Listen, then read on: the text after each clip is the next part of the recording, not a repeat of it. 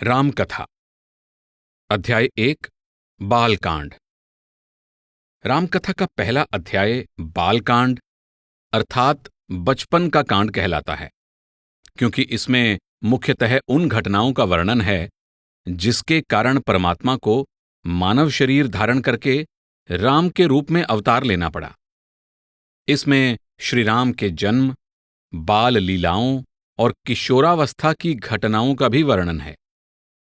तुलसीदास जी ने अपनी मूल रचना रामचरितमानस में संतों की संगति और नाम की शक्ति का वर्णन इसी कांड में किया है, परंतु हमारी इस पुस्तक में यह खंड कथा के अंत में स्थानांतरित कर दिया है ताकि श्रोताओं को मुख्य राम कथा की घटनाओं से परिचित करवाया जा सके, जिनका वर्णन तुलसीदास जी ने किया है।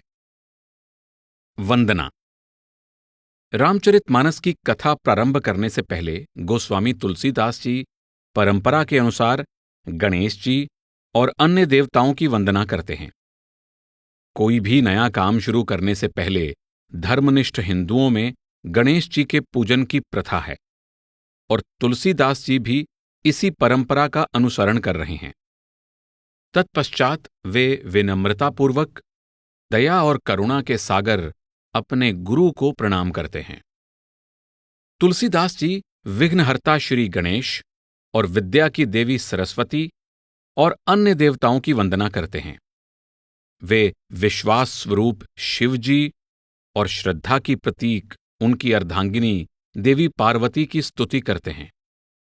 श्रद्धा और विश्वास के बिना सिद्ध महात्मा भी अपने अंतर में विराजमान प्रभु का साक्षात्कार नहीं कर सकते। तुलसीदास जी परमात्मा के स्वरूप श्री राम को प्रणाम करते हुए कहते हैं, मैं उनका गुणगान करता हूं जो समस्त कारणों के मूल कारण हैं और जिनकी वजह से यह संपूर्ण जगत सत्य प्रतीत होता है।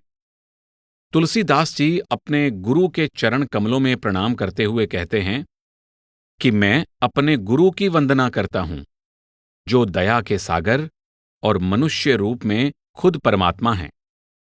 उनके वचन महामोह के घने अंधकार को दूर करने के लिए सूर्य की प्रकाशवान किरणों के समूह के समान हैं।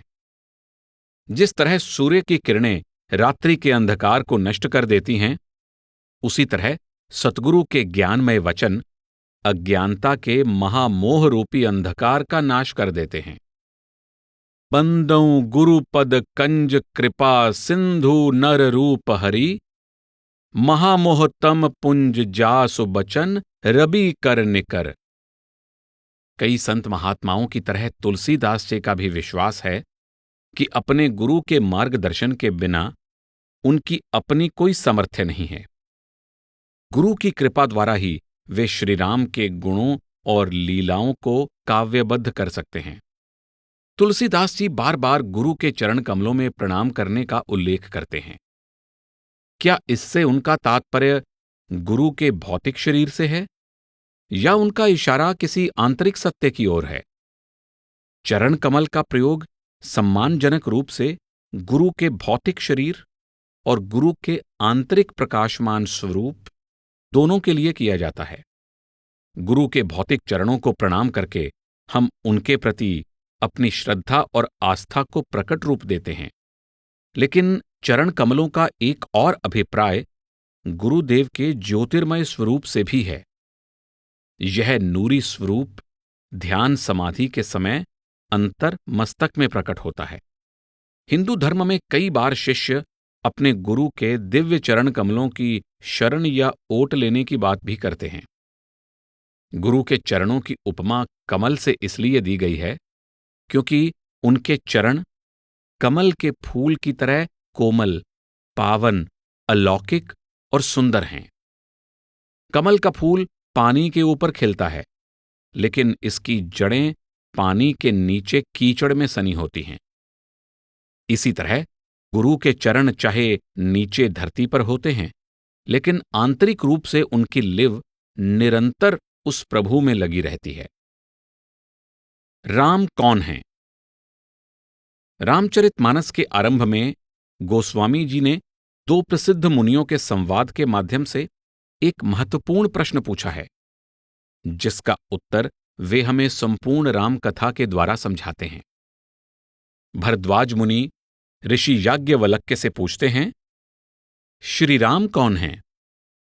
उत्तर में ऋषि याज्ञवल्क्य उन्हें बताते हैं कि शिवजी की पत्नी को भी इसी भ्रम ने घेर लिया था।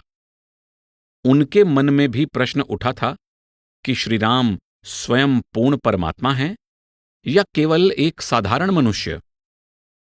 ऋषि याज्ञवल्क्य ने फिर भरद्वाज मुनि के समक्ष उस राम कथा का वर्णन किया जो शिवजी ने इस प्रश्न के उत्तर में पार्वती को सुनाई थी। ध्यान दें कि शिवजी की पत्नी का नाम उनके पहले अवतार में सती और दूसरे अवतार में पार्वती था। अलग अलग जन्मों में उन्हें कई अन्य नामों से भी पुकारा गया। क्योंकि रामकथा शिवजी द्वारा सती के दूसरे अवतार देवी पार्वती को सुनाई गई थी, इसलिए हमने कथा का आरंभ शिवजी पार्वती के संवाद से किया है। सती की कथा इस पुस्तक के 9वें अध्याय में दी गई है, क्योंकि रामकथा से इसका अधिक संबंध नहीं है। नारद मुनि के मति भ्रम के प्रसंग को 3 अध्याय में दिया गया है। भरद्वाज मुनि प्रयाग में स्थित अपने आश्रम में रहते थे। ध्यान दें कि प्रयाग को त्रिवेणी भी कहा जाता है। गंगा, यमुना और सरस्वती नदियों का संगम स्थल है। हिंदुओं के 68 तीर्थ स्थानों में से प्रमुख तीर्थ स्थान माना जाता है। वह प्रभु राम के परम भक्त थे। एक बार उन्होंने प्रसिद्ध परम ज्ञानी और विवेकी ऋषि याज्ञवल्क्य के साथ कुछ समय बिताया। भरद्वाज मुनि ने अत्यंत कोमल वाणी से कहा, हे प्रभु, मेरे मन में एक बड़ा संदेह है, पर आपके सामने उस संदेह को खोलकर पूछते हुए मुझे बहुत भय और लज्जा आ रही है। हे प्रभु, संत, वेद पुराण और मुनिजन सब यही कहते हैं कि जो सेवक गुरु से अपने दिल की बात छिपाता है, उसके हृदय में निर्मल ज्ञान का उदय नहीं होता। यही सोचकर मैं अपना अज्ञान आपके सामने प्रकट करता हूं और आशा करता हूं कि आप मुझ पर दया करके और अपना सेवक मानकर मेरे घोर अज्ञान को दूर करेंगे। मैंने सुना है कि पुराण और उपनिषद राम नाम की अनंत शक्ति का गुणगान करते हैं। उपनिषद यानी वेदों का अंतिम भाग। हे प्रभु, मैं आपसे पूछता हूं कि वे राम कौन हैं? हे कृपानिधान, मुझे समझाएं।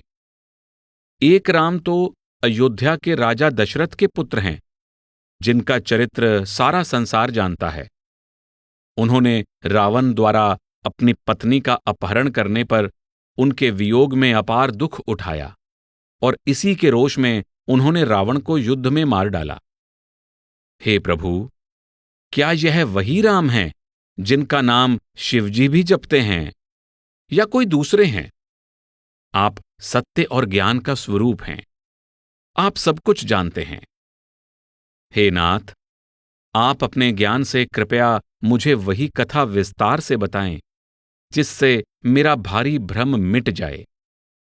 राम कवन प्रभु पूछऊं तो ही, कहिए बुझाई कृपा निधि मोही। एक राम अवधेश को मारा, तिन्ह कर चरित विदित संसारा।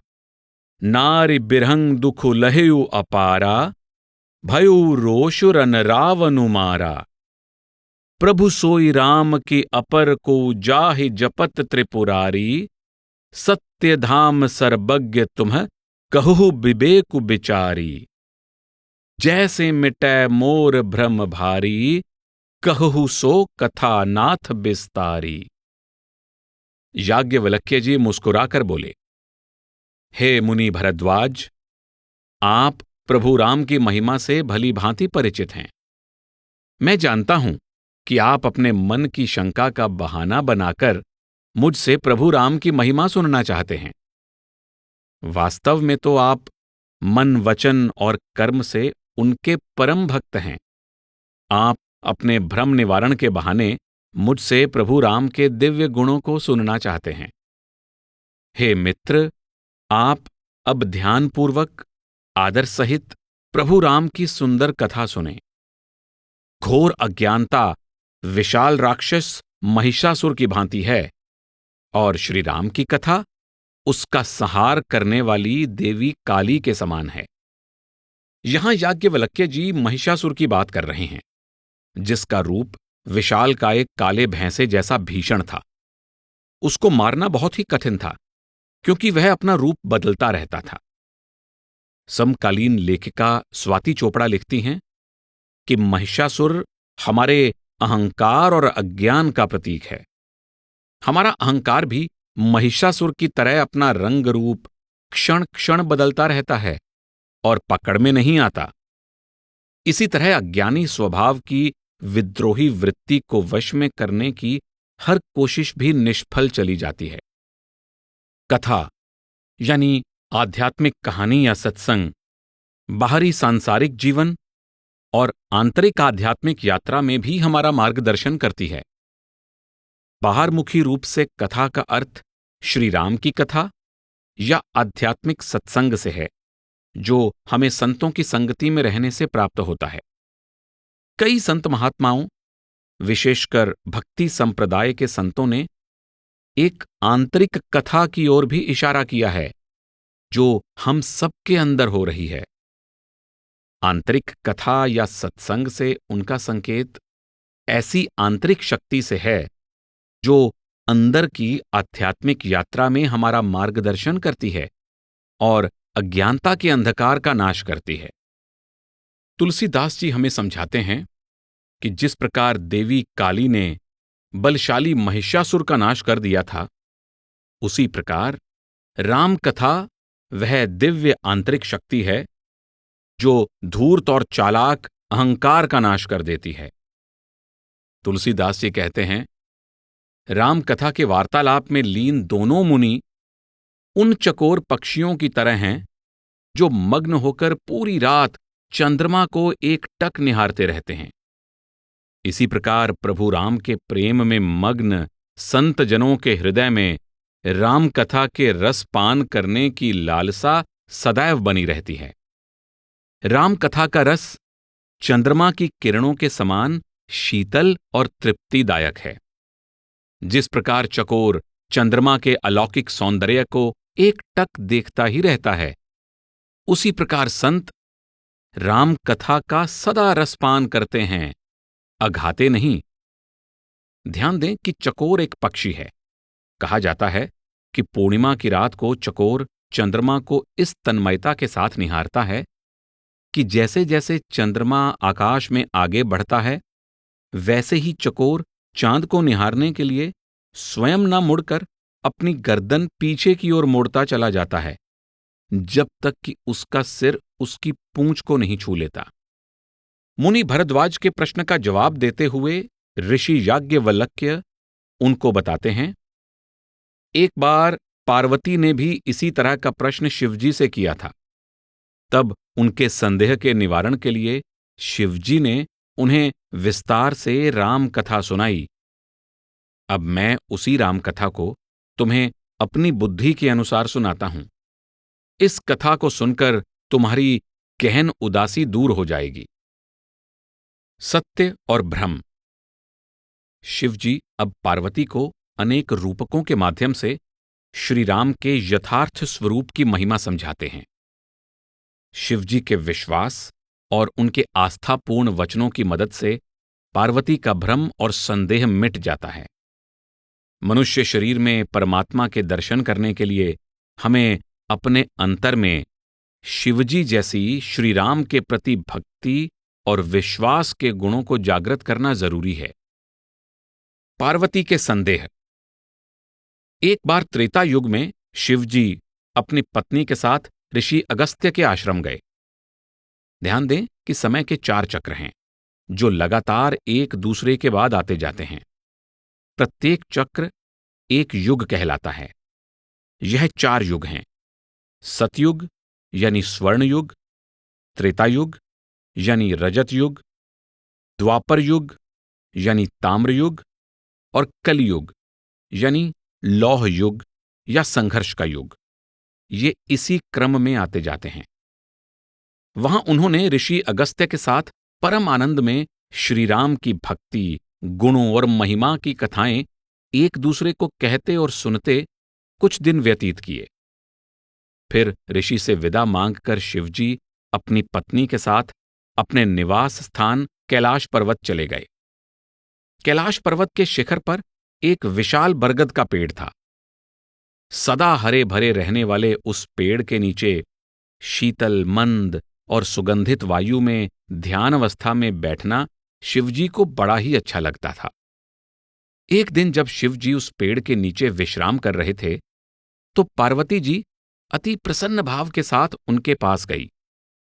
उन्होंने शिवजी से उस महान कथा को सुनाने की विनती की जिससे सभी लोगों का कल्याण हो। पार्वती ने नम्रता से कहा, हे नाथ, सभी आपके चरण कमलों में प्रणाम करते हैं। आपकी महिमा तीनों लोकों में विख्यात है। 3 लोक अर्थात स्वर्गलोक, भूलोक और पाताल लोक। आप समर्थ, सर्वज्ञ, सब गुणों के निधान, ज्ञान तथा वैराग्य के भंडार हैं। हे प्रभु, आप श्री रघुनाथ जी की नाना कथाएं कहकर मेरी अज्ञानता को दूर करके मेरे भ्रमों का निवारण करें। पार्वती जी ने अपना भ्रम व्यक्त करते हुए कहा, हे नाथ, परमार्थ तत्व को जानने वाले ऋषि मुनि श्री राम को ब्रह्म मानते हैं, जो अनादि और अनंत हैं। ध्यान दें कि इस पुस्तक में ब्रह्म शब्द का प्रयोग परमेश्वर के लिए किया गया है। यह त्रिदेवों ब्रह्मा, विष्णु और महेश में से एक देव ब्रह्मा, जिन्हें सृष्टि का रचयिता माना जाता है, उनके लिए प्रयुक्त नहीं किया गया है। वेद, पुराण, विद्या की देवी सरस्वती और सहस्त्र यानी 1000 जिह्वा वाला शेषनाग सभी श्री राम के गुण गाते रहते हैं। हे नाथ, आप भी श्रद्धापूर्वक सदा श्री राम के नाम का जाप करते रहते हैं। जिस श्री राम की महिमा वेद, पुराण, ऋषि मुनि और आप गाते हैं, क्या ये वही श्री राम हैं जो अयोध्या के राजा दशरथ के सुपुत्र हैं, या ये कोई और हैं जो अजन्मा, निर्गुण अर्थात अगुण और अगोचर हैं और श्री राम के नाम से जाने जाते हैं? मैं जितना सोचती हूं उतनी ही मेरी बुद्धि भ्रमित हो जाती है। ध्यान दें, अगुण का अर्थ जो तीनों गुणों सतोगुण, रजोगुण और तमोगुण से परे है। ये गुण ऊर्जा को चलाने वाले गुण हैं। सृष्टि की रचना में इनकी महत्वपूर्ण भूमिका है। सतोगुण समन्वय और संतुलन का गुण है, रजोगुण कार्य करने का और दृढ़ता का गुण है, और तमोगुण आलस्य का गुण जो विनाश की ओर ले जाता है। इस क्षणभंगुर संसार के कण कण में हमें इन गुणों का प्रभाव दिखाई देता है। तीनों गुणों द्वारा चलायमान स्वरूप को सगुण कहा जाता है। हे नाथ, कृपा करके मेरे भ्रम को दूर कीजिए। अगर श्री राम राजा के पुत्र हैं तो वे ब्रह्म कैसे हो सकते हैं? और अगर वे ब्रह्म हैं तो वे एक साधारण मनुष्य की तरह अपनी पत्नी के वियोग में वन में क्यों भटक रहे थे? मैं एक तरफ जब उनके चरित्र देखती हूं और दूसरी ओर जब उनकी महिमा सुनती हूं तो मेरी बुद्धि भ्रमित हो जाती है। पार्वती जी की निष्कपटता और उत्सुकता से शिवजी अति प्रसन्न हो गए और उनके अंतर में श्री राम की अद्भुत लीलाओं के दृश्य प्रकट होने लगे। श्री राम के स्वरूप का ध्यान आते ही शिवजी की आंखें नम हो गईं, उनका शरीर पुलकित हो गया और वे परम आनंद की अवस्था में ध्यानमग्न हो गए।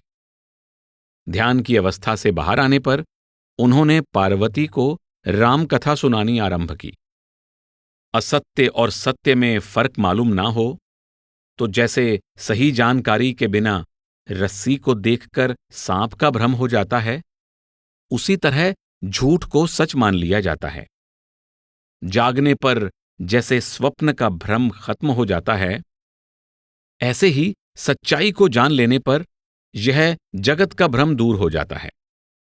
मैं श्री राम के बाल रूप का वंदन करता हूं, जिन्होंने दशरथ जी के आंगन में बाल लीला रचाई। वे मंगल के धाम और अमंगल को हरने वाले हैं। उनका नाम जपने से सब सिद्धियां सहज ही प्राप्त हो जाती हैं। ऐसे श्री राम सदा मुझ पर कृपा करें। झूठेउ सत्य जाहि बिनु जाने, जिमि भुजंग बिनु रजु पहिचाने। जेहि जान जग जाई हेराई, जागे जथा सपन भ्रम जाई। बंदऊ बाल रूप सोई रामू, सब सिधि सुलभ जपत जिसु नामू। मंगल भवन अमंगल हारी, द्रवऊ सो दशरथ अजिर बिहारी। राम कथा का महत्व। श्री राम को प्रणाम करके शिव जी आनंद में भरकर पार्वती से बोले, हे पार्वती, तुम धन्य हो। तुम्हारे समान कोई उपकारी नहीं है। तुमने जगत के कल्याण के लिए ही राम कथा का प्रसंग पूछा है। यह कथा सभी लोकों और जगत को पवित्र करने वाली गंगा जी के समान होगी। ध्यान दें कि हिंदू धर्म में गंगा जी को सबसे पवित्र नदी माना जाता है और कहा जाता है कि इसमें स्नान करने से सारे पाप धुल जाते हैं। हे पार्वती, सुनो। जिन कानों ने भगवान की कथा नहीं सुनी, वे कान सांप के बिल के समान हैं। जिन आंखों ने संतों के दर्शन नहीं किए, वे आंखें मोर के पंखों में चित्रित नकली आंखों के समान हैं। जो सिर परमात्मा या गुरु के चरणों पर नहीं झुकते, वे कड़वी तूंबी के समान हैं। जिन्होंने भगवान की भक्ति को अपने हृदय में स्थान नहीं दिया, वे प्राणी जीते जी मृत समान हैं। जो जीभ प्रभु राम के गुणों का गान नहीं करती, वह जीभ मेंढक की जीभ के समान है, जो व्यर्थ में ही टर्र टर्र करती रहती है। जो हृदय प्रभु राम की पवित्र कथा को सुनकर आनंदित नहीं होता, वह वज्र के समान कठोर, क्रूर और हठी है।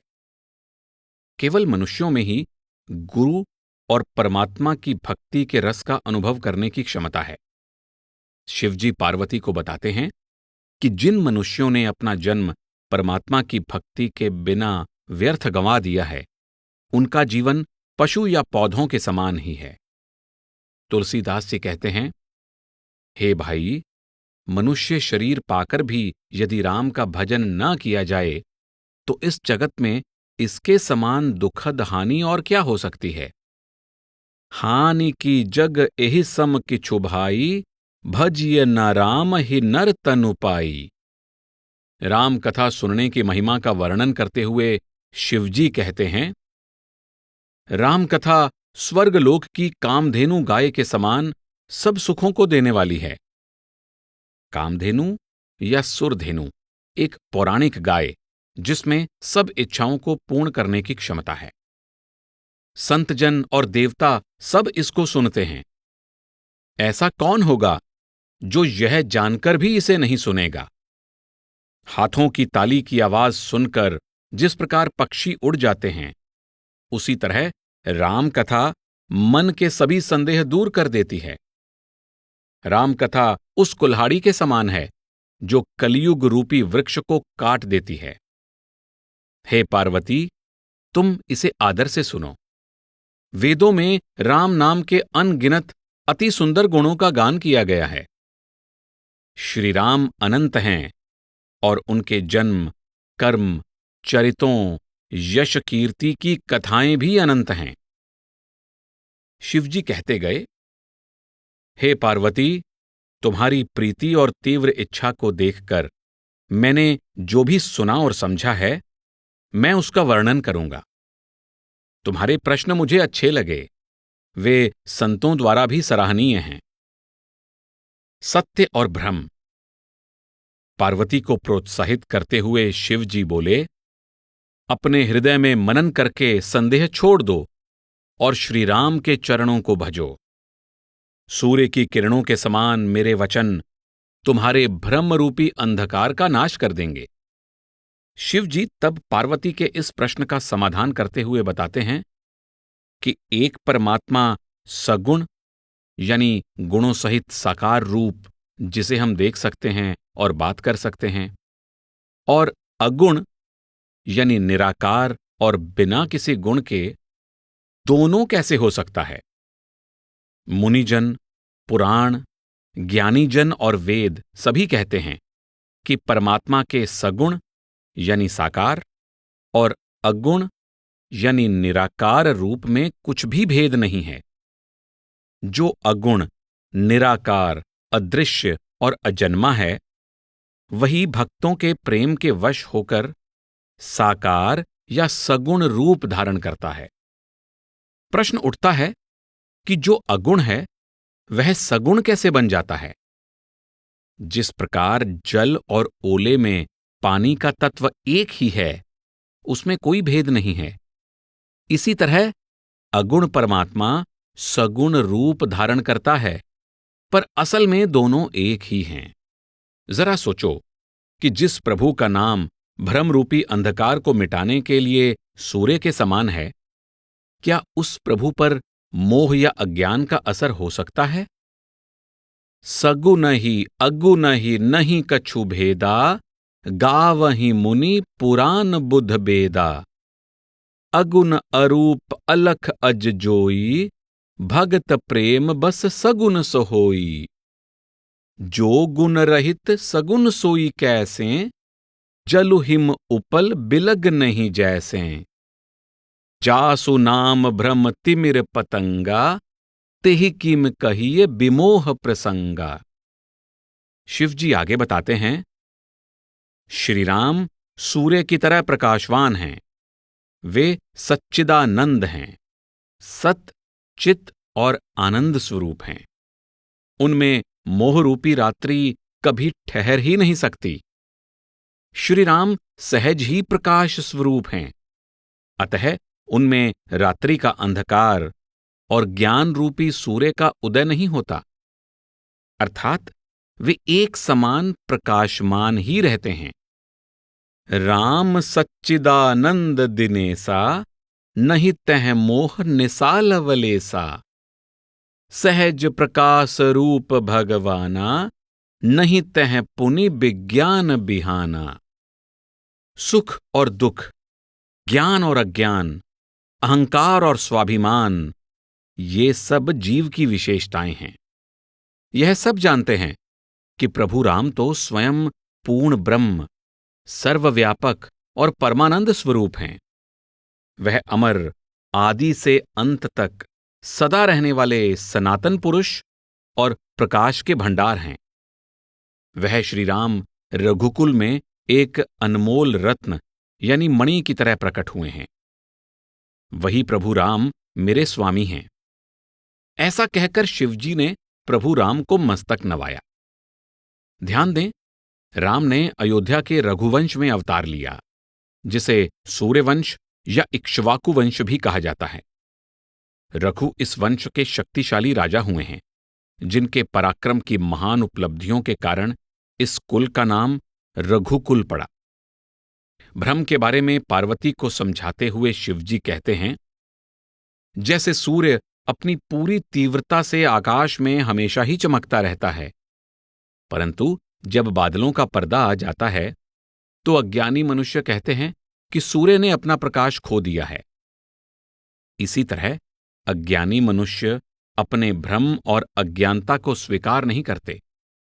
यद्यपि वे स्वयं ही इसका कारण हैं, फिर भी वह परमात्मा पर ही दोष लगाते हैं। जिस प्रकार धूल और धुआं आकाश में अंधेरा कर देते हैं, पर ये आकाश को छू नहीं सकते, इसी प्रकार अज्ञानी मनुष्यों के मोह और अज्ञान का निर्मल और निर्लेप प्रभु राम पर कोई असर नहीं होता। जिस ब्रह्म के प्रकाश से यह सारा जगत प्रकाशमान है, वही अनादि ब्रह्म अयोध्या के राजा दशरथ के पुत्र के रूप में प्रकट हुए हैं। अतः श्री राम ही परम सत्य और परम प्रकाशक हैं। वे माया के स्वामी और समस्त ज्ञान और गुणों के भंडार हैं। यह संसार जड़ है और श्री राम ही परम सत्य हैं। श्री राम की सत्यता के बजाय मोह और अज्ञानता के वशीभूत होकर हम में इस जड़ जगत को सत्य समझने का भ्रम पैदा हो जाता है। सब कर परम प्रकाशक जोई, राम अनादि अवधपति सोई। जगत प्रकाश्य प्रकाशक रामू, मायाधीश ज्ञान गुण धामू।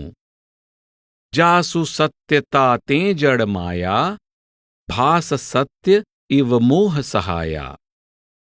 शिवजी पार्वती को कुछ उपमाओं द्वारा समझाते हुए कहते हैं कि जैसे सीप की चमक से चांदी का भ्रम होता है और रेगिस्तान में रेत पर सूर्य की किरणें पड़ने से पानी का आभास होता है, परंतु सब जानते हैं कि यह असत्य है, फिर भी इस भ्रम को कोई नहीं मिटा सका।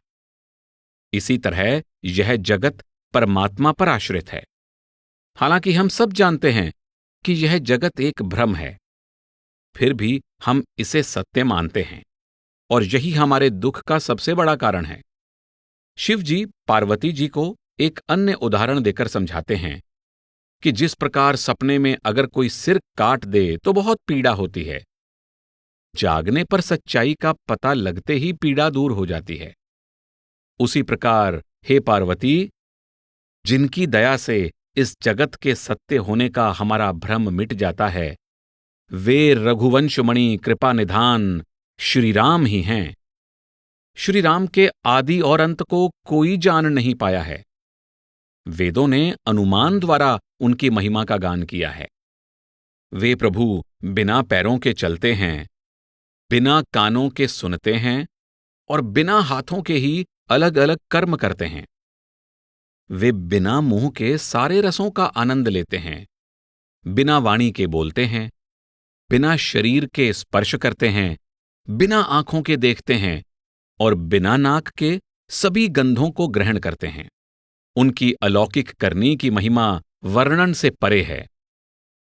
आदि अंत को जासु न पावा, मति अनुमान निगम असगावा।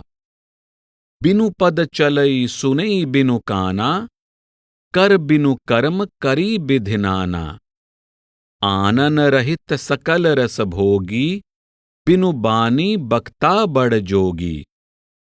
तन बिनु परस नयन बिनु देखा, ग्रही घ्राण बिनु बास अशेषा। असि सब भांति अलौकिक करनी, महिमा जासु जाई नहीं बरनी। शिव जी आगे कहते हैं, जिनकी महिमा वेद और ज्ञानीजन करते हैं, मुनि जिनका ध्यान धरते हैं, उन्हीं परमात्मा ने भक्तों के कल्याण के लिए अयोध्या नरेश दशरथ के पुत्र श्री राम के रूप में अवतार लिया है। उनकी नाम की शक्ति से मनुष्य कष्ट रहित हो जाते हैं और मृत्यु के पश्चात मुक्ति प्राप्त करते हैं। जड़ और चेतन यानी संपूर्ण जगत के स्वामी श्री राम मेरे इष्ट हैं। वे सभी के हृदय की बात जानने वाले हैं। अगर बिना इच्छा के और विवश होकर भी उनका नाम लिया जाता है तो मनुष्यों के अनेक जन्मों में किए पाप नष्ट हो जाते हैं। फिर जो मनुष्य भक्ति भाव से उनके नाम का सिमरन करते हैं, उनके लिए तो यह कठिन संसार रूपी भवसागर गाय के खुर से बने छोटे से गड्ढे के समान हो जाता है, अर्थात वे इसको बिना किसी परिश्रम पार कर जाते हैं। हे पार्वती, राम कोई और नहीं बल्कि खुद परमात्मा हैं। वे भ्रमित दिखाई देते हैं। तुम्हारा ऐसा कहना अनुचित है, अत्यंत ही अनुचित है। मन में इस प्रकार के संदेह आते ही मनुष्य के ज्ञान वैराग्य आदि सभी सद्गुण नष्ट हो जाते हैं। बिबसहु जासु नाम नर कहहीं, जन्म अनेक रचित अघदहीं।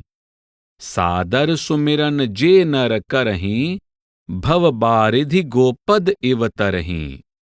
राम सो परमात्मा भवानी, तह भ्रम अति अभिहित तव बानी। अस संशय आनत उर माही, ज्ञान विराग सकल गुण जाही। शिवजी के ज्ञानवर्धक वचनों को सुनकर पार्वती के मन के सभी तर्क वितर्क और संशय मिट गए। उनके हृदय में श्री राम के चरण कमलों के प्रति प्रेम और विश्वास जागृत हो गया। शिवजी के सम्मुख नतमस्तक होकर वे बोलीं, हे कृपा निधान, आपकी चंद्रमा की किरणों के समान शीतल वाणी को सुनकर मेरे अज्ञानजनित संशय मिट गए हैं और श्रीराम का यथार्थ स्वरूप अब मेरी समझ में आ गया है। हे नाथ, आपकी कृपा से मेरा भ्रम जाता रहा है और अब मैं अति प्रसन्न हूं। अब मैं जान गई हूं कि श्रीराम परम चेतन शाश्वत ब्रह्म हैं, जो निर्लिप्त होते हुए भी सबके हृदय में वास करते हैं। इससे पहले के अध्याय में मुनि भरद्वाज ने ऋषि याज्ञवल्क्य से श्रीराम के यथार्थ स्वरूप के बारे में प्रश्न किया था। याज्ञवल्क्य जी ने उन्हें स्पष्ट उत्तर देने के बजाय शिवजी और पार्वती के संवाद का वर्णन किया। जिस प्रकार पूर्ण आत्मज्ञानी शिवजी ने पार्वती का मार्गदर्शन किया था, जिसके कारण पार्वती श्रीराम के वास्तविक स्वरूप को समझने के योग्य हो गईं, उसी प्रकार आत्मज्ञान की खोज कर रहे जीव को भी एक आध्यात्मिकता से पूर्ण मार्गदर्शक की आवश्यकता होती है, जो उसे ब्रह्मांड के रहस्यों और प्रभु के सच्चे और यथार्थ स्वरूप को समझा सके। तुलसीदास जी कहते हैं, जिनके पास आध्यात्मिक मार्ग पर चलने के लिए श्रद्धा का सहारा या बल नहीं है, संतों का साथ नहीं है और जिनको श्री रघुनाथ जी प्रिय नहीं हैं, उनके लिए यह रास्ता बड़ा ही मुश्किल और अगम है। अर्थात श्रद्धा, प्रेम और संतों के संग के बिना रामचरितमानस को समझा नहीं जा सकता। प्रभु का वचन।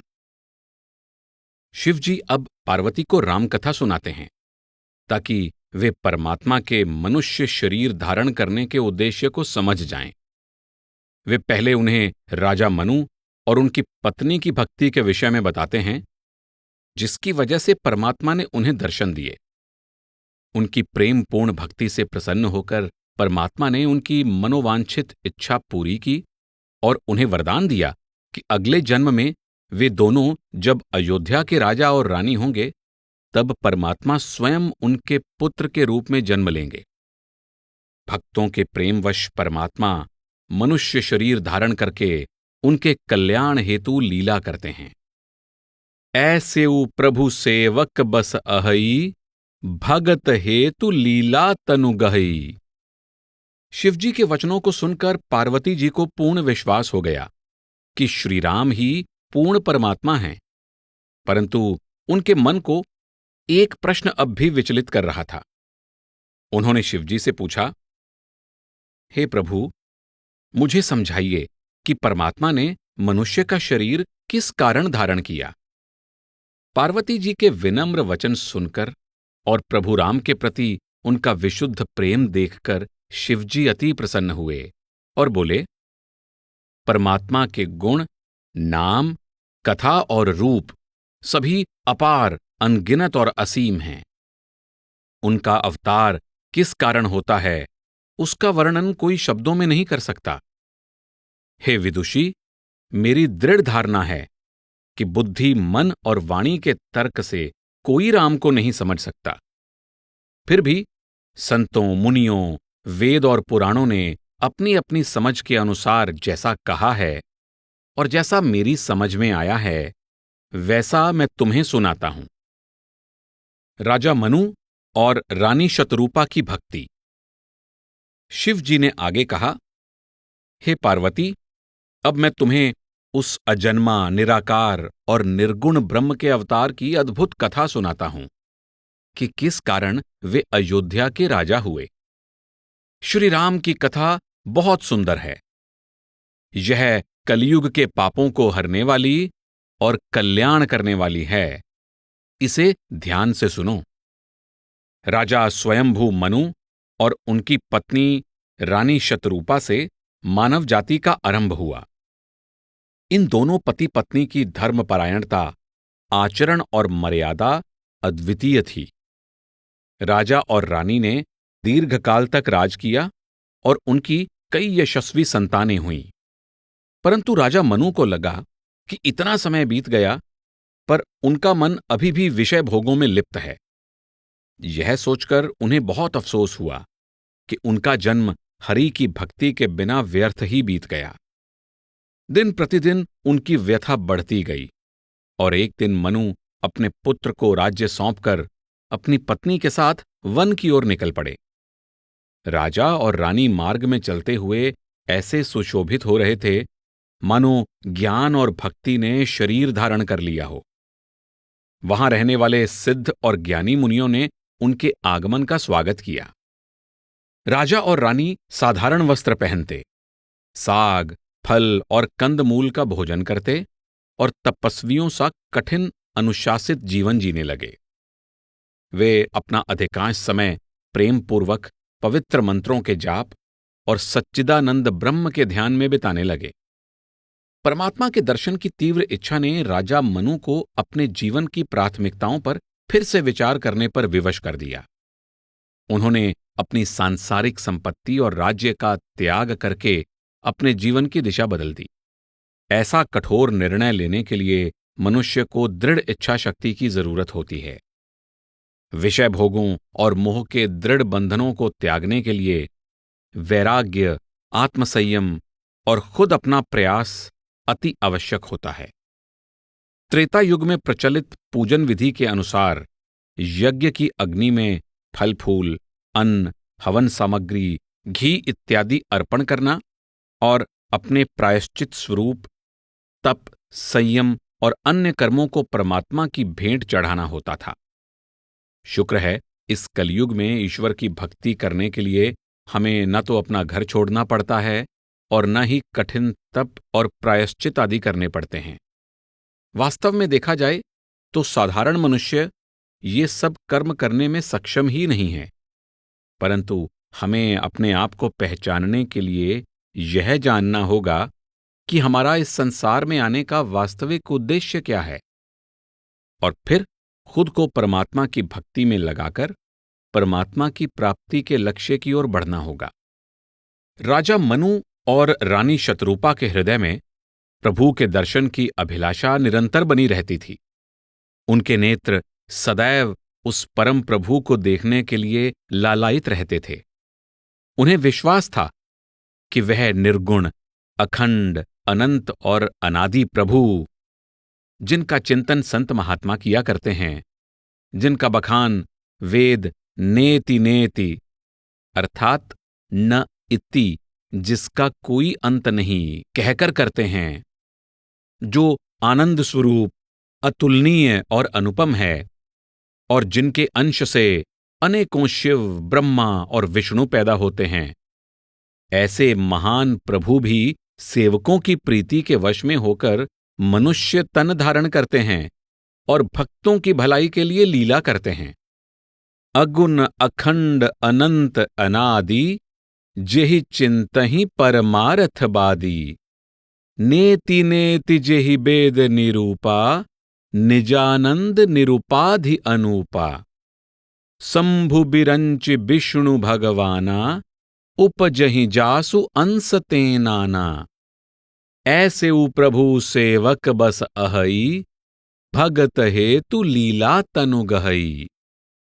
राजा और रानी ने मन ही मन सोचा, यदि वेदों का यह कथन सत्य है कि अवर्णनीय प्रभु भक्तों के प्रेम से उनके वश में हो जाते हैं, तो हमारी अभिलाषा भी अवश्य पूरी होगी। राजदंपति को जल का आहार करते हुए 6000 वर्ष बीत गए। फिर 7000 वर्ष वे केवल वायु के आहार पर रहे। अगले 10,000 वर्ष उन्होंने वायु का आहार भी छोड़ दिया और सांस रोककर वे एक पैर पर खड़े रहे। उनकी कठोर तपस्या को देखकर ब्रह्मा, विष्णु और शिव कई बार उनके पास आए और उन्हें कोई भी वर मांगने का प्रलोभन दिया, परंतु परम धैर्यवान राजा और रानी किसी प्रलोभन में नहीं आए। उनका शरीर हड्डियों का ढांचा मात्र रह गया था, फिर भी उन्होंने अपना धैर्य नहीं छोड़ा। वे अपने विश्वास पर अडिग रहे। राजा मनु और रानी शतरूपा के मन में प्रभु के दर्शनों की लालसा इतनी तीव्र थी कि वे एक एक करके बड़े से बड़ा त्याग करते चले गए। उन दोनों के मन में प्रभु को पाने के अलावा और कोई इच्छा नहीं थी। वे परमात्मा की प्रेममयी उपासना में पूर्ण रूप से मग्न थे। जब किसी भक्त को परमात्मा के प्रेम में अपने तन की भी सुधि नहीं रहती और वह पूरी तरह से मग्न हो जाता है, तब करुणामय परमात्मा भी उससे दूर नहीं रह सकते। भक्त के तीव्र विरह और प्रेम से बंधे वे खींचे चले आते हैं और भक्त को दर्शन देने पर बाध्य हो जाते हैं। श्री ब्रह्म चैतन्य कहते हैं कि परमात्मा सर्वसमर्थ हैं, परंतु वे कभी कभी विवश हो जाते हैं। जो भी भक्त उनके पवित्र नाम का जाप करता है, वे उसके प्रेम में बंध जाते हैं। प्रभु का वचन। जब सर्वज्ञ परमात्मा ने देखा कि राजा और रानी को केवल उनका ही आसरा था और वे उनके सच्चे भक्त थे, तब अति मधुर और कृपामयी आवाज सुनाई दी, मांगो, वर मांगो। उस दिव्यवाणी की गूंज जैसे ही उनके कानों में पड़ी, राजा और रानी का हृदय प्रफुल्लित हो उठा।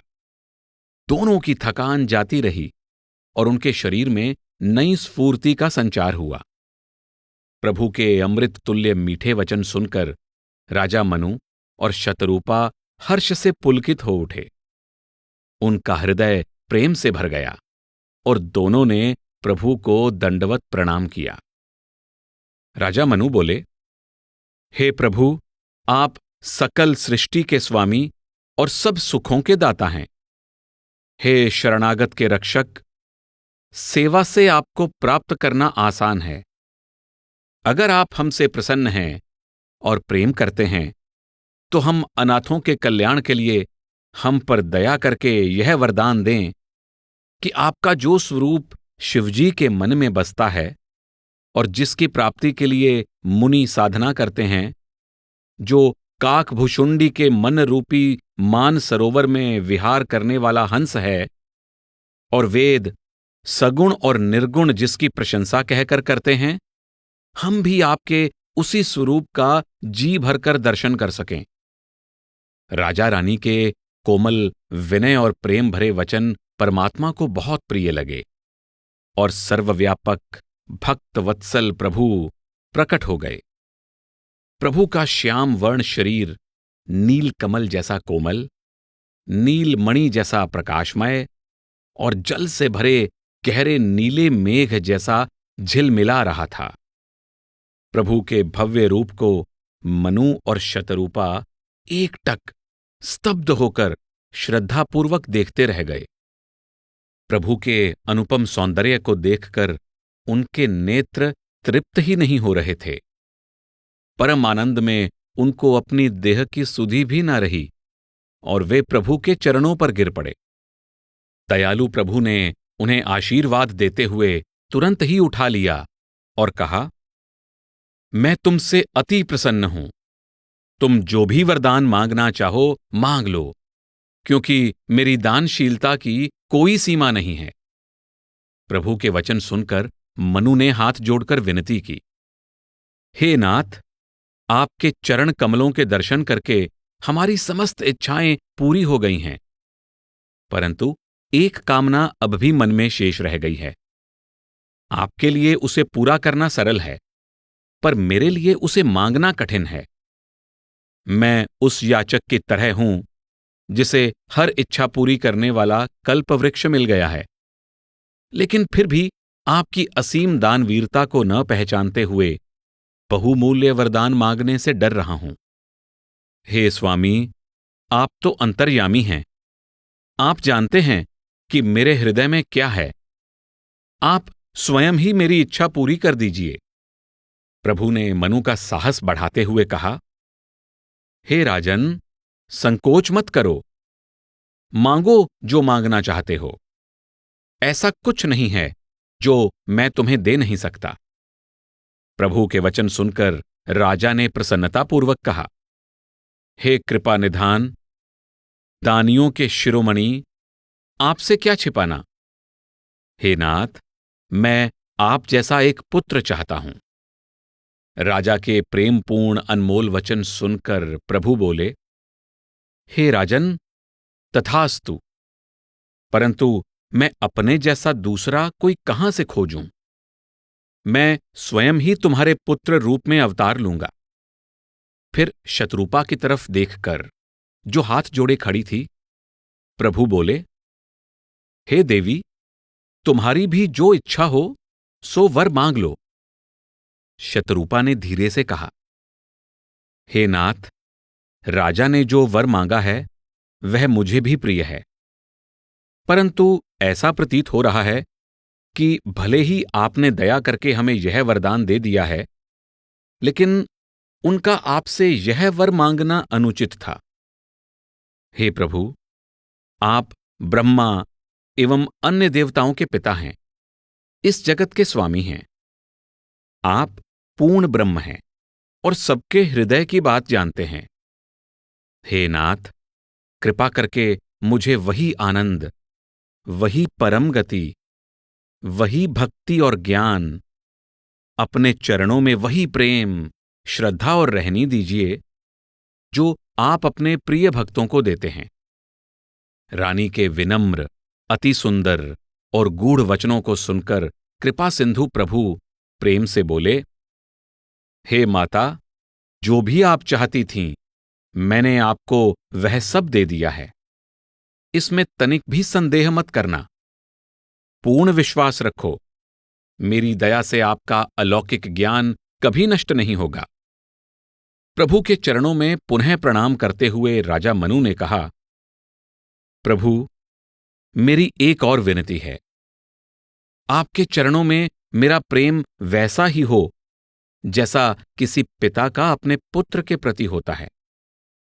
चाहे कोई मुझे मूर्ख ही क्यों ना कहे, लेकिन मैं आपको एक पुत्र की भांति प्रेम करना चाहता हूं। जिस प्रकार जल के बिना मछली जीवित नहीं रह सकती, उसी प्रकार मैं भी आपके बिना जीवित नहीं रहना चाहता। आप सदा मेरे जीवन का आधार बने रहें। यह वर मांगकर राजा मनु प्रभु के चरणों से लिपट गए। दया निधान प्रभु ने तथास्तु कहकर आज्ञा दी कि अब तुम दोनों स्वर्ग के राजा इंद्र की राजधानी में जाकर वहां आनंद से रहो। कुछ समय बीत जाने पर जब तुम अयोध्या के राजा के रूप में जन्म लोगे, तब मैं अपनी संपूर्ण शक्तियों सहित मनुष्य रूप धारण करके तुम्हारे घर जन्म लूंगा। मैं उस रूप में अपने भक्तों को आनंदित करने वाली लीलाएं करूंगा। मैं तुम्हारी अभिलाषा अवश्य पूरी करूंगा।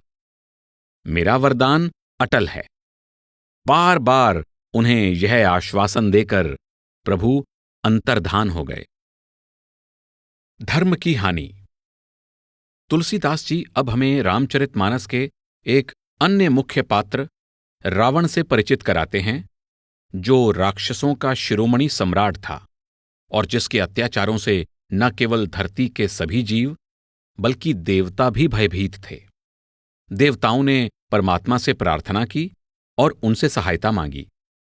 परमात्मा ने उन्हें आश्वासन दिया और उन्हें भी वही कहा जो उन्होंने राजा मनु और उसकी पत्नी से कहा था कि वे अयोध्या में राजा दशरथ और रानी कौशल्या के घर पुत्र रूप में जन्म लेंगे। यह अध्याय उस लड़ाई का प्रतीक है जो हर इंसान के भीतर चल रही है। हम सभी के अंदर हमारी अच्छी और बुरी प्रवृत्तियों के बीच संघर्ष चलता ही रहता है। तुलसीदास जी कहते हैं, दया सभी शुभ कर्मों और सदाचरण का मूल आधार है और अहंकार सब पापों की जननी है। अतः तुलसीदास जी कहते हैं कि जब तक हमारे शरीर में श्वास चल रहे हैं, तब तक हमें दया का दामन नहीं छोड़ना चाहिए। दया धर्म का मूल है, पाप मूल अभिमान। तुलसी दया न छोड़िए, जब लगी घट में प्राण। संसार में रावण का आतंक। त्रेता युग में एक बड़ा ही अत्याचारी राक्षस लंका पर राज्य करता था, जिसका नाम रावण था और जिसे कई मायावी शक्तियां प्राप्त थीं। कहा जाता है कि रावण के 10 सिर और 20 भुजाएं थीं, जो उसके अत्यधिक ज्ञान और बल का प्रतीक थीं। रावण का जन्म पुलस्त्य ऋषि के पवित्र और उत्तम कुल में हुआ था। एक राजा और उसके परिवार के सदस्यों को किसी भ्रम के कारण शापग्रस्त होकर रावण और उसके परिवार के रूप में राक्षस बनकर जन्म लेना पड़ा, जो पापों के मूर्त रूप थे। इन भयानक राक्षसों की हिंसा और घोर अत्याचारों के कारण सभी लोग, विशेष रूप से ऋषि और मुनि, बहुत दुखी और भयभीत थे। राक्षस शब्द की उत्पत्ति मूल रूप से संस्कृत और हिंदी के शब्द रक्षा से हुई थी। इस जाति का नाम राक्षस पड़ा क्योंकि प्राचीन समय में इस जाति ने जल के जीवनदायी महत्व को समझते हुए पूरे संसार में जल की रक्षा का बीड़ा उठाया था। परंतु जैसे जैसे समय बीतता गया, राक्षस जाति घमंडी, हिंसात्मक और दुराचारी होती गई। उनके दुष्ट चरित्र ने राक्षस शब्द के अर्थ को ही हिंसा और क्रूरता का पर्याय बना दिया। रावण के दो छोटे भाई थे। उनमें से एक का नाम कुंभकर्ण था। उसकी देह पर्वत के समान विशाल थी। वह अत्यंत बलवान और बेजोड़ योद्धा था। उसके दूसरे भाई का नाम विभीषण था, जो धर्मात्मा और ज्ञानी था। एक बार अपनी शारीरिक और आत्मिक शक्तियों को और अधिक विकसित करने की इच्छा से तीनों भाइयों ने ब्रह्मा से वरदान पाने के लिए बड़ी ही कठोर तपस्या की। उनके उग्र तप को देखकर ब्रह्मा अति प्रसन्न हुए और उन्हें कोई भी वर मांगने के लिए कहा। 10 सिरों वाले रावण ने ब्रह्मा जी के चरणों में गिरकर अमर होने का वरदान मांगा, परंतु ब्रह्मा जी ने कहा कि यह संभव नहीं है, क्योंकि मृत्यु तो सभी की निश्चित है, इससे कोई बच नहीं सकता। यह सुनकर रावण ने सोचा कि उसके अपार बल की वजह से मनुष्य और अन्य कमजोर जीव तो उसका कुछ बिगाड़ नहीं सकते। तब रावण ने ब्रह्मा से यह वर मांगा कि कोई भी देवता, गिद्ध, नाग, यक्ष अर्थात उपकारी आत्माओं का एक वर्ग, दैत्य, दानव और राक्षस उसका वध ना कर सकें। ब्रह्मा ने रावण की विनती स्वीकार करते हुए उसे उसका मनचाहा वरदान दे दिया। अब ब्रह्मा से वरदान मांगने की कुंभकर्ण की बारी थी। विशालकाय शरीर के कारण उसकी भूख भी असीमित थी। उसे देखकर ब्रह्मा ने सोचा कि इसके प्रतिदिन के भोजन से तो राज्य में अन्य लोगों के लिए भोजन ही नहीं बचेगा। ऐसा विचार करके ब्रह्मा जी ने सरस्वती को निर्देश दिया कि वह कुंभकर्ण की बुद्धि फेर दे। तब देवताओं की प्रेरणा से कुंभकर्ण ने लंबे समय तक गहरी नींद में रहने का वरदान मांग लिया। ब्रह्मा ने कुंभकर्ण की विनती स्वीकार कर ली और यह वरदान दे दिया। ब्रह्मा ने फिर रावण के सबसे छोटे भाई विभीषण से कहा, हे पुत्र, वर मांगो। विभीषण ने विनम्रतापूर्वक कहा कि वह सिर्फ यही वरदान चाहता है कि प्रभु के चरण कमलों में उसकी निर्मल प्रीति और अनन्य भक्ति सदैव बनी रहे। ब्रह्मा जी ने आशीर्वाद सहित उसे मनचाहा वरदान दे दिया। तत्पश्चात तीनों भाई अति प्रसन्न होकर वापस राजमहल लौट आए। जिस प्रकार अग्नि में घी डालने से उसकी लपटें प्रचंड होकर ऊंची उठने लगती हैं, उसी प्रकार जैसे जैसे रावण की शक्तियां बढ़ती गईं, उसका अहंकार और इच्छाएं भी आकाश को छूने लगीं। ब्रह्मा से मिले वरदान के पश्चात उसे कोई भय ना रहा। उसका धन और सत्ता का लोभ बढ़ता ही चला गया और शीघ्र ही उसने अपने भुजबल से सोने की लंका पर विजय प्राप्त की और उसे अपनी राजधानी बना लिया। यहां से वह प्रतिदिन अपने पुत्रों और योद्धाओं को देवताओं पर अत्याचार करने के लिए भेजता था। रावण अपने आप को केवल लंका का ही नहीं, अपितु सारी सृष्टि का शिरोमणि सम्राट मानता था। वह देवताओं को अपना शत्रु मानता था और उन्हें अपने अधीन करना या मार डालना चाहता था। ऋषियों और मुनियों द्वारा किए गए तर्पण और यज्ञ से देवताओं की शक्ति बढ़ती है।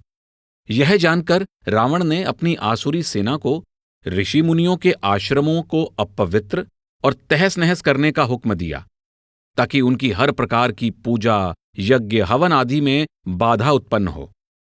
रावण ने सोचा कि यज्ञ आदि भंग करने से देवताओं को आत्मिक सहायता प्राप्त नहीं होगी तो उनकी शक्तियां क्षीण हो जाएंगी और वे उसके समक्ष आत्मसमर्पण कर देंगे। रावण का निरंतर बढ़ता अहंकार कल्पना से परे था। रावण जब दंभपूर्वक धरती पर चलता तो पृथ्वी भय से डगमगाने लगती। देवताओं को जब कभी पता चलता कि रावण क्रोध से भरा हुआ उनकी तरफ आ रहा है तो वे छिप जाते। डर के मारे कोई भी रावण से लड़ने का साहस नहीं जुटा पाता था। राक्षस जाति के लोग सभी प्रकार की कपट विद्याओं में निपुण थे। वे आसुरी माया जानते थे। वे अपनी इच्छा शक्ति से कहीं भी जा सकते और छल कपट से कोई भी रूप बदल सकते थे। वे धर्म का अस्तित्व ही मिटा देना चाहते थे और उनके सभी कार्य वेद और पुराणों के वचनों के विरुद्ध थे। दया और धर्म के गुण उनके स्वभाव में ही नहीं थे। धीरे धीरे उनके घोर अत्याचार और भ्रष्ट आचरण बढ़ते ही चले गए, जिनका कोई अंत न था। पूरा संसार दुखी और भयभीत था, पर इन सब में राक्षसों को बड़ा आनंद मिल रहा था। रावण के राज्यकाल में अपराध और व्यभिचार बढ़ने लगे। दुष्ट, चोर और जुआरी भी बढ़ रहे थे। उसके राक्षस सीधी सादी स्त्रियों से छेड़छाड़ करते, तंग करते और घर घर में माता पिता और बड़ों का आदर सम्मान समाप्त होने लगा था। देखते ही देखते पूरे संसार में अधर्म चारों ओर फैल गया। यह देखकर शिवजी ने पार्वती से कहा, हे पार्वती, मेरी बात का विश्वास करो कि जिन प्राणियों का आचरण इस प्रकार का होता है, असल में वे सब राक्षस ही हैं। जब हमारे मन पर काम, क्रोध, लोभ, मोह और अहंकार हावी हो जाते हैं तो जाहिर है हम भी राक्षसों की तरह ही बर्ताव कर रहे होते हैं। जब भी क्रोध हमारे ऊपर हावी होता है तो उसकी अग्नि में हमारे मन और आत्मा के नेक विचार, सद्गुण और प्रेम सभी जलकर खाक हो जाते हैं। इसी तरह लोभ हमारे विवेक पर पर्दा डालकर हमारी हस्ती को सदा के लिए दुनिया की धन दौलत आदि सांसारिक पदार्थों के साथ जोड़ देता है। निम्न प्रवृत्तियों के साथ बंधकर धीरे धीरे दया, धर्म, प्रेम जैसे सद्गुण हमारे जीवन से लुप्त होने लगते हैं। कोई भी चीज हमें संतुष्ट नहीं कर पाती और हमारी इच्छाएं और जरूरतें बढ़ती ही जाती हैं। देखा जाए तो हम में से हर एक में कोई न कोई विकार मौजूद है।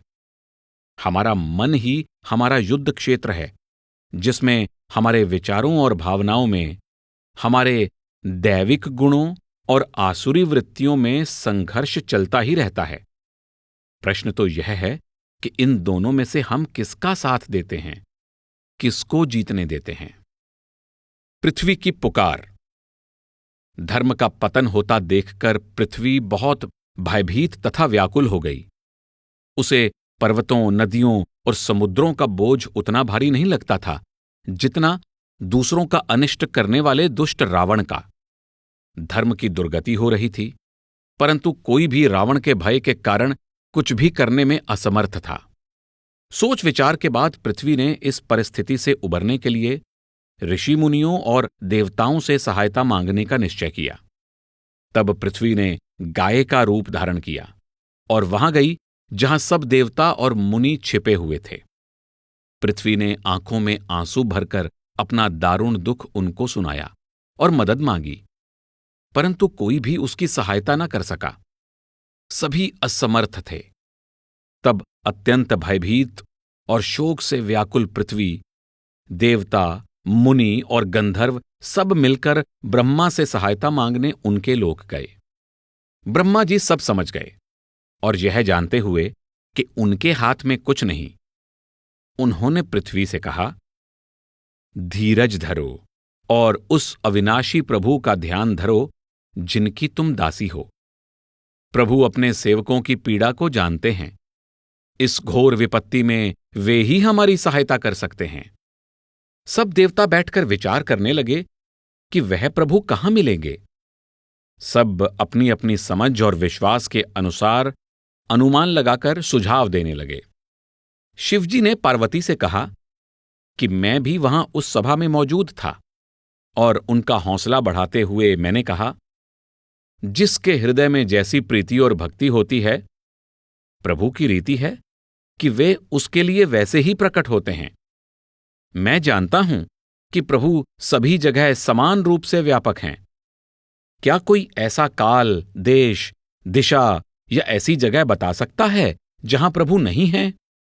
वे चराचर जड़ चेतन जगत में व्याप्त होते हुए भी सबसे अलग और विरक्त हैं। जिस तरह काठ में गुप्त अग्नि रगड़ने से प्रकट होती है, उसी तरह व्यापक प्रभु भी प्रेम से ही प्रकट होते हैं। जाके हृदयम भक्ति जसि प्रीति, प्रभु तह प्रगट सदा तेहि रीति। तेहि समाज गिरिजा में रहयूं, अवसर पाई बचन एक कहियूं। हरि व्यापक सर्वत्र समाना, प्रेम ते प्रगट हो ही मैं जाना। देश काल दिस बिदिसिहु माही, कहु सो कहां जहां प्रभु नाही। अग जगमय सब रहित बिरागी, प्रेम ते प्रभु प्रगटई जिमि आगी। शिवजी आगे कहते हैं, यह बात सभी को प्रिय लगी और ब्रह्मा जी ने भी उनकी प्रशंसा की। मेरी बात सुनकर ब्रह्मा बहुत हर्षित हुए। उनका तन पुलकित हो गया और नेत्रों से प्रेम की धारा बहने लगी। धैर्य धरकर और दोनों हाथ जोड़कर फिर ब्रह्मा जी ने प्रभु की महिमा का वर्णन करने वाली सुंदर स्तुति का गान किया और उनसे दया की याचना की। जैसे ही सभी देवताओं ने स्तुति के अंत में प्रभु को नमस्कार किया, तभी एक गंभीर आकाशवाणी सुनाई दी, डरो मत, मैं तुम्हारे कल्याण के लिए जल्दी ही अपनी संपूर्ण कलाओं सहित मनुष्य रूप में अवतार लूंगा और कौशल देश की राजधानी अयोध्या के पवित्र सूर्यवंश में जन्म लूंगा। राजा स्वयंभू मनु और उनकी रानी ने बहुत भारी तप किया था, जिससे प्रसन्न होकर मैं उन्हें पहले ही वर दे चुका हूं। अब जब वे दशरथ और कौशल्या के रूप में अयोध्या के राजा और रानी हैं, मैं उनके घर पुत्र के रूप में जन्म लूंगा और अपना वचन पूरा करूंगा। आकाशवाणी सुनकर भयभीत और व्याकुल देवताओं के सारे कष्ट और भ्रम दूर हो गए। ब्रह्मा जी ने तब पृथ्वी को आश्वासन दिया कि अब तुम निर्भय हो जाओ, प्रभु जल्दी ही तुम्हारा भार हर लेंगे, जो इस समय तुम्हारे लिए बहुत कष्टदायक है। ब्रह्मा जी ने फिर देवताओं को आदेश दिया कि वे वानरों का रूप धरकर पृथ्वी पर जन्म लें, ताकि प्रभु के चरण कमलों की सेवा कर सकें। दिव्य वाणी को सुनते ही सभी देवताओं का मन चिंता मुक्त होकर शीतल हो गया था और तब ब्रह्मा जी के उत्साहपूर्ण शब्दों से सभी देवता आनंदित हो उठे। ब्रह्मा जी की आज्ञा अनुसार उन्होंने धरती पर वानरों के रूप में जन्म लिया। सारे वानर बहुत बलशाली, शूरवीर और प्रतापी थे। वानर रूपी देवता बड़ी अधीरता से प्रभु के अवतरित होने की राह देखने लगे। सृष्टि के सारे जीवों में से केवल मनुष्यों में सामर्थ्य है कि वे खुद चुन सकते हैं कि वे किस स्थिति में क्या निर्णय लेंगे। निचली योनियां भोग योनियां हैं और ये अपनी प्रवृत्ति के अनुसार ही जीवन जीती हैं। इनमें निर्णय लेने की शक्ति नहीं है। केवल मनुष्य विचार कर सकते हैं। मनुष्य जितना अपने विवेक को जागृत करेगा और सही और गलत, अच्छाई या बुराई की पहचान करेगा, उतना ही वह अपनी स्वतंत्र इच्छा शक्ति से अपनी उन्नति के साथ साथ संसार का भी भला कर पाएगा। शील, क्षमा, संतोष, विवेक और नम्रता जैसे दैवी गुणों से मनुष्य को अपने अंदर शांति और सुख का अनुभव तो होता ही है, परंतु इसके साथ ही उसके चारों ओर का वातावरण भी आनंदमय हो जाता है। दूसरी तरफ काम, क्रोध, लोभ, मोह और अहंकार जैसी आसुरी वृत्तियां केवल दुख ही देती हैं। आज हम जो भी हैं वह उन निर्णयों की वजह से हैं जो हमने खुद लिए हैं और जिन्हें अपने जीवन में अपनाया है, और हमारा कल भी हमारे खुद के निर्णयों पर आधारित होगा। इसलिए हमें सोच समझकर सही निर्णय लेने होंगे।